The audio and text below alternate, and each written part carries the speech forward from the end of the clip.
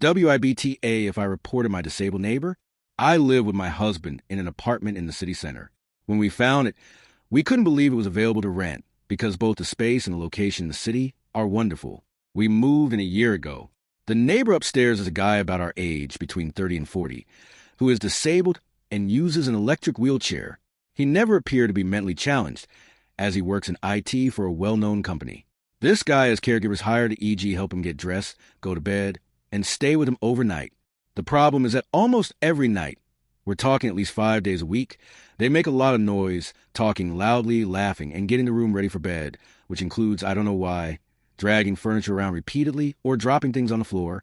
I have never had problems with noise from neighbors in previous homes, and I am also aware of what it takes to care for a person with special needs due to my family situation. So from the beginning, that made me sympathize with him. That's why I was understanding at first. But we're talking about noises that start between 11:30 p.m.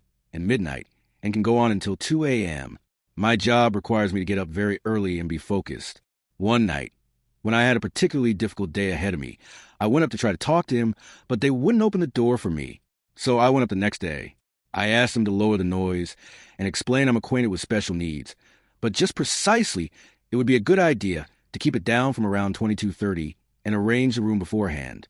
He told me he would keep that in mind, that there have been neighbors being aggressive against him, but he has to live too, and has a right to have his fun. I told him I understood and wished him to have his fun, just considering there were neighbors around. It seemed to work for around 2 weeks, but not anymore. I've even hit the ceiling 2 times due to the loud laughter, and they stopped, just to start again the next night.